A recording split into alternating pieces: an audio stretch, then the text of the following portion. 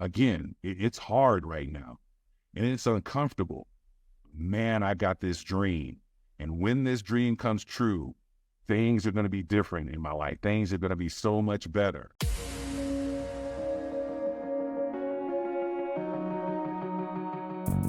Agent Power Huddle is a daily jumpstart, giving you all the tools you need to create an amazing real estate career. Led by top experts in the field, you'll learn how to sell more houses in less time while creating the life you want. Welcome to the Agent Power Huddle. All right. Welcome, ladies and gentlemen. I am pleased to be with you today. Happy February 12th. And we're going to have a pretty deep conversation, I think, today. This is something that has always hit home with me, but there were some things over the weekend that actually brought this out for me. And really, it's funny for me, a lot of times the topic that I'm going to talk about on these Mindset Mondays doesn't come to me until Sunday, but they always come. And this was one that kind of hit me with a sledgehammer. And what we're going to talk about today is who inspires you and how are you ensuring that you're being inspired and then that you're in turn inspiring others. And we're going to have some conversation around that. And as I'm talking about it, I want you to kind of think about, kind of take that inventory for yourself of the people around you, the people that maybe you've never met, but you're inspired by the life that they live. Maybe it's a celebrity, maybe it's an athlete, and you're inspired by certain things about them. I can tell you that I have often been inspired by athletes, and it's not by the athletic prowess that they present. It's more of the thinking, the mindset to get to a level that they have been able to get to in life. Because I know that athletic prowess that we see on the basketball court or on the football field, wherever it is, it started with a thinking that created a behavior that then caused action that led to the results that we end up seeing. And in many cases, it's a level of thinking that is far beyond most people and even the other athletes. That's what makes them stand apart from the other athletes. And I want to see if I can share a video here. This is one for me, and I'll kind of share this story after, but this is what hit me yesterday when I was taking a look at just on social media before the football, the Super Bowl occurred yesterday. I came across this video, and it was this video of Kobe Bryant. And let me know, I'm going to mute myself so we don't get any background noise, but let me know if you don't hear the video when it starts.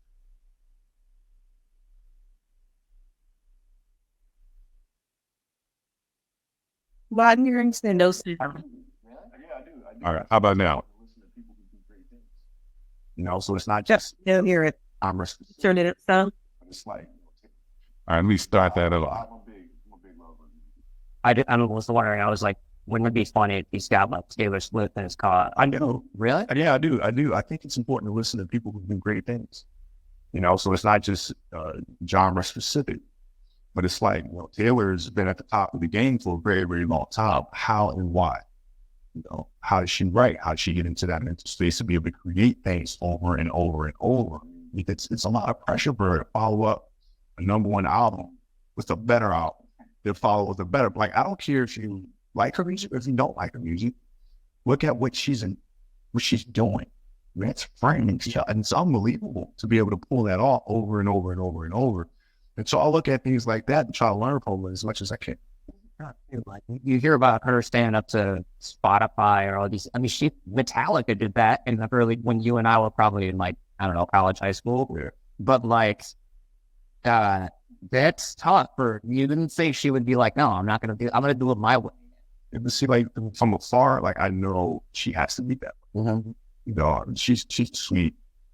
I mean, she was a sweetheart to my girls before she blew up, came to. So that's why, like, she needs it. I mean, I'm always there. but you can't have that level of consistent success and not be a killer. It's impossible. That's great. It's like awesome. It's funny to think of Taylor Swift as a killer, but Absolutely. It's totally it. 100%. All right. Okay. So what I took away from that, number one, you cannot be really on this planet these days, especially if you're a football fan or just in general in the U.S., and not know who Taylor Swift is over these past, 6 months. Her name has, in the football world, has really been in that area because of who she's dating. But most people probably knew who Taylor Swift was before that. And we had our opinions of who she was as an artist or as a person. And but what I took away from this, because I knew who Taylor Swift was before the football season started, I knew who she was during the season, but because of this gentleman and the impact that Kobe Bryant, has had on me since his passing, it made me stop to listen. And the reason is because he said the same thing that I believe in regards to you have to be able to identify greatness and be able to learn from it. And even if it's in a different genre than what you are in. And that's one of the things that I did with Kobe. I want to just kind of share with you my book, Ignite Your Greatness. The last chapter of this book is called The Last Chapter. And it is dedicated to Kobe Bryant and his life. Because in the book, I talk about identifying our own greatness inside and understanding that greatness is not something that you achieve, it's something that you reveal. It's something that's already inside of you, and you're just pulling back the layers to share it with the world. And when I looked at Kobe Bryant's life, the day after his passing, I started writing that last chapter, because what it amounted to me is when we live a life in our own greatness, we live a legacy behind that will outlive us for years, for decades, for centuries. And that's truly what I believe in his 41 years of life that he was able to do. So much to the point that anytime I am scrolling and I come across something that says Kobe Bryant or a video of Kobe Bryant, and if I haven't seen it, or even if I have seen it, I stop and I listen to it, because I tell myself, I'm going to pull something from this that's going to make me better. And so when I saw that yesterday, here was this person is saying, no, here it is. I'm this big athlete, but no, I listen to Taylor Swift. I have her in my car. And the gentleman interviewing him at first thought it was funny until he explained how he uses that as a resource to make him better. So that's what we're talking about today, is who inspires you? Who is it that is feeding into you? They probably don't even know it, especially if they're famous. The chances are you may never meet them, but they can still be a mentor in a sense to you. And the one thing I'll kind of get off that story in regards to that video I just showed. But guess what? Guess who is now studying Taylor Swift?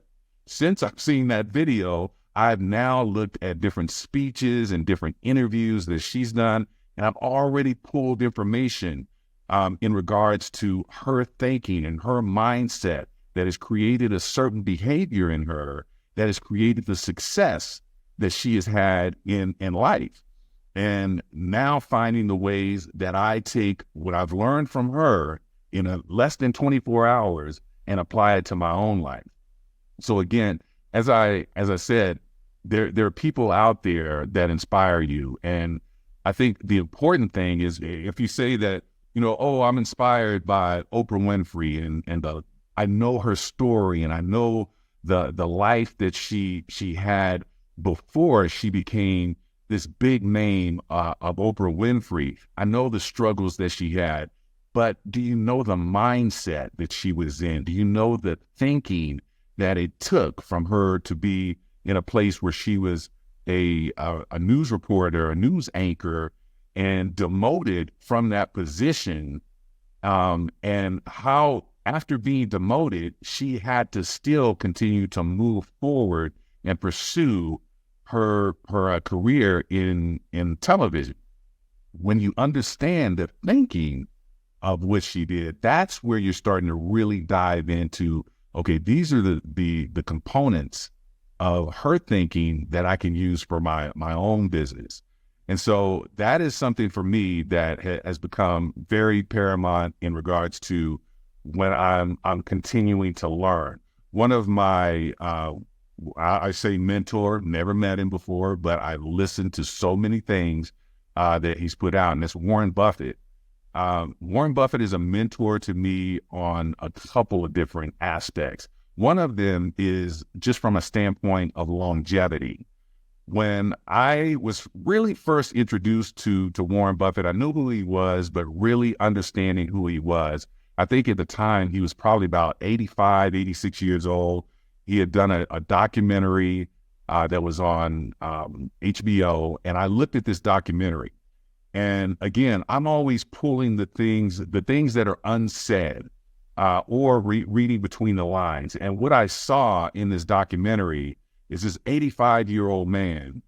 He was, at the time, he was the fourth richest man in the world, but he was getting up in the morning and going to the office. He was still going to work. He was 85 years old.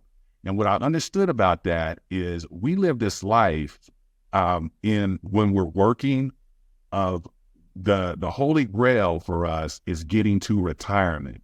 And we look at retirement of no longer working, no longer doing, the things that we did in our 30s and our 40s and so forth.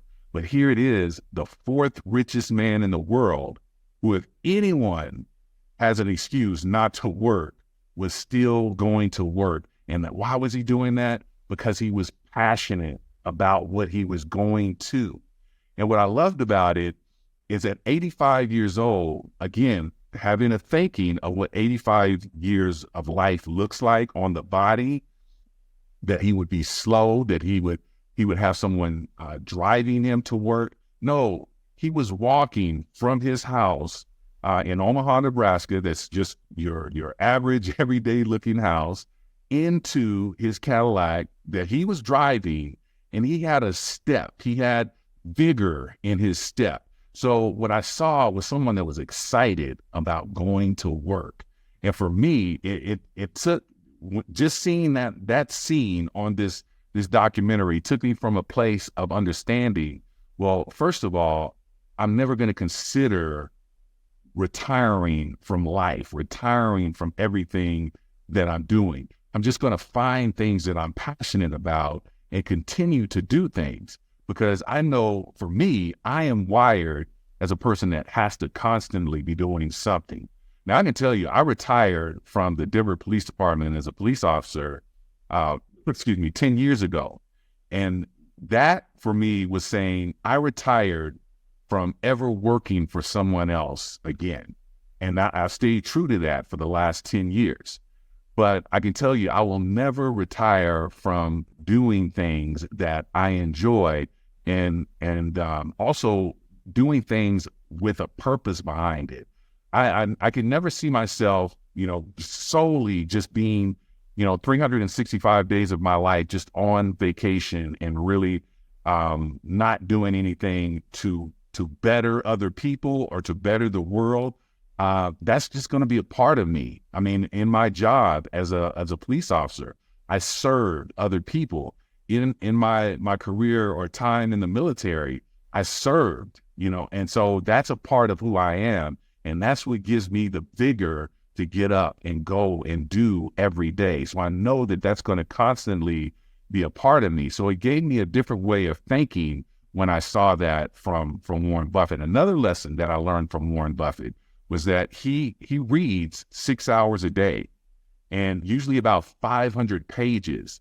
And he talks about how he doesn't, being older, he doesn't read as fast as he used to, but he still makes it a point to read. And some of the people that he's reading about were Henry Ford, Abraham Lincoln.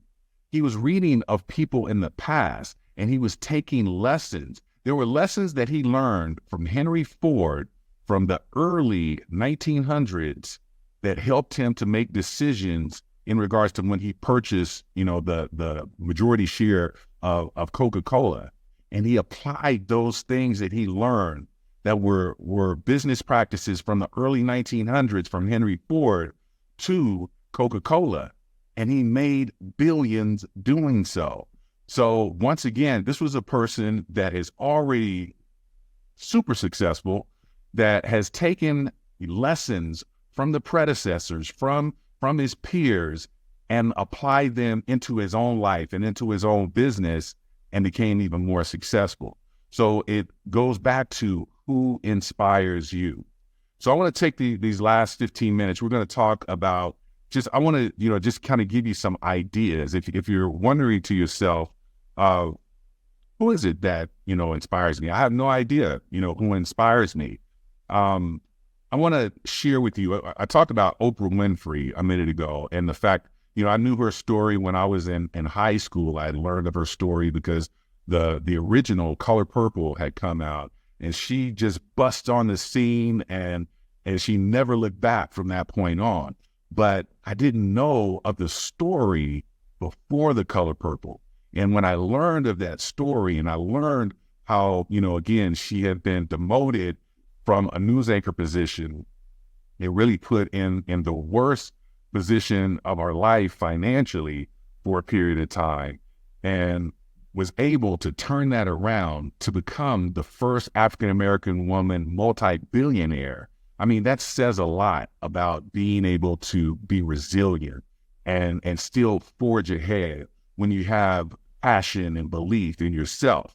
And so her story from that standpoint is just truly amazing. And I'm going to actually share, I'm giving you a gift today. There's a 30-minute video, and it is called, it's Oprah Winfrey, and it's just segments of speeches that have kind of been put together. It's called 30 Minutes to Your Next 30 Years of Life. And I just started listening to it. I found it this morning, just started listening to it. And I didn't get more than 2 minutes in, and I was already taking notes of things that I am going to be applying to my own life. So I can tell you, it's just powerful, the messages that are already out there, already around us. We just have to seek them. We have to find them. So I'm going to share that one with in regards to Oprah. But another one, J.K. Rowling, we know her from the Harry Potter books. But did you know the struggle that she had as a single mother that was on welfare in Scotland at the time? And she was rejected multiple times on the book. The first book for Harry Potter was rejected multiple times. Now, I want you to think about this for a second. When you're going through a challenge and you're financially really in a desperate situation, and you have an option of continuing to follow this dream that you truly believe in, or put the dream on the shelf and go get a job or go get some means to take care of right now. So many people will take that second option of putting the dream on the shelf. And a lot of times what we'll tell ourselves is, I'll get back to it. Okay, this is temporary. And that dream on the shelf starts to collect dust. And eventually you forget about it. And you're in this rat race of life of just showing up for a job that you're not really happy for, and doing the things that you could be doing better. And it eats you up inside that you're not pursuing your dream, but you're now stuck into this mold of feeling like this is what I have to do just to survive. And so when you can take a story like J.K. Rowling's and understand that, no, again, it's hard right now and it's uncomfortable. Man, I got this dream. And when this dream comes true, things are going to be different in my life. Things are going to be so much better. And when you can understand that there are people that have done the things that your challenges right now have already been accomplished by others, they've moved through them. This becomes that person that inspires you. And like I said, now you start to dig deeper into, okay, what was her thinking in those moments? What was the behavior that pushed her through to be able to persevere? So J.K. Rowling is another one. Steve Jobs. Steve Jobs is, when you think about visionaries, I mean, his face should be in the dictionary next to the word visionary. I think he was truly, of our time, one of the biggest visionary thinkers. And here it is. It's been probably 15 plus years since his passing, but the majority of us are using some type of device that he created, whether it's an iPhone, iPad, MacBook, whatever the case may be. His vision continues to go on. His legacy continues to go on. And this was someone that dropped out of college after one semester. And what he did is he ended up taking courses. He stayed at the school for the second semester, but he didn't go to his classes. He went to the classes that interest him. And one of them was a calligraphy class. And it was through this class that it helped to build the foundation of what became the Macintosh down the road. So it's funny in life how sometimes we're on this path of what society says we should be doing, but we decide to take a step out on faith and do what's in the heart. And it opens up the doors to creating something profound for us. And again, so very powerful story. And like I said, you can see that each one of these stories, I take bits and pieces of it and understand how I can apply it to my own life to be able to make a difference. I'm going to give you just one or two more. One of my favorite, and I wrote about Bethany Hamilton in my book, but Bethany Hamilton was a surfer. At 13 years old, she was a surfer, and she was attacked by a shark, and she ended up losing her arm. And her story is just so powerful. There's actually a movie about it called Soul Surfer. If you ever get a chance to look at it, I highly recommend it. She's so passionate about surfing, and she believed, she had unwavering faith that even with losing her arm, that she could still be a great surfer. And she got back out on the water. Think about this for a second. You're attacked by a shark in the water. A month later, at 13 years old, a month later, she was back in the water surfing again. Why is this? Because this was her passion. This was her calling. This was her purpose. And she was not going to allow something to stop her from doing what she was supposed to be doing. And 2 years later, she was a national champion in surfing at 15 years old. And, doing it with one arm versus having both limbs. So again, very powerful story. And once again, when you can look at the movie Soul Surfer and you take these bits and pieces, these little bit of nuggets that you get out of the movie, or you listen to some of her speeches around, being able to persevere, being able to overcome the challenges and have a faith that's so unwavering that you can't help but progress forward. Those are the things that we have to have in our own lives. Just being able to understand that everything is not going to line up. Everything is not going to be comfortable in life. We're going to have those challenges, and understanding how to be able to work through those challenges are really the keys. And I want you to also think from a standpoint, this is something when I go through challenge, I often say that I'm going through this so that I can get through it and I'm going to be better on the other side. It's just like going to the gym, and when you're lifting weights, the resistance from the weight that gravity is creating makes you stronger, because when you push through the resistance each day, each week, each month, you're getting stronger. Well, it's no different than when you're dealing with the resistance in life, where you're dealing with the resistance in your business. Because when you push through it and you have now done something that you didn't think you could do in the beginning, you have just strengthened your faith. You have just strengthened your knowledge of knowing how to get through challenging times. So it's just the same as being in the gym and dealing with that type of resistance in your life. And now it's important for you to be able to go share that message with others, because there's someone out there that needs to know your story, that needs to know about the challenges that you've been through, because it will inspire them. I often, that we had that movie, Pay It Forward. I truly believe we live a life of being able to pay it forward. And that's something that's always been truly important to me. That's why, with my team here at EXP, what I know, my team knows. I don't hold anything back. I don't, say, okay, man, this is a great, opportunity for me to make more money, in real estate. I need to hold this one close to the vest. No, this is a great opportunity for all of us to make more money. That's how I look at it. And that's how I share things with the team. When I come across something new, they're going to come across something new. And again, it's just having a mindset and a belief that we all need to be able to pay it forward. And again, maybe it's from an inspiration standpoint, maybe it's from our business acumen, whatever the case may be, we all need to be able to share and pay those things forward.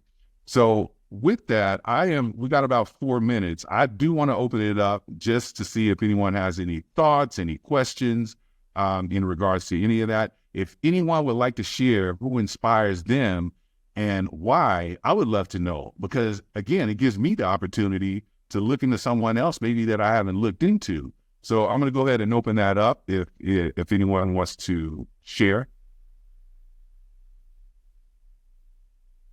Don't be shy. All right. While I'm doing that, I'm going to grab this link for Oprah. Because like I said, when I come across something, everyone comes across it. I'm sharing with everyone. So this was one for me. I just found it this morning, and this is my gift to you today.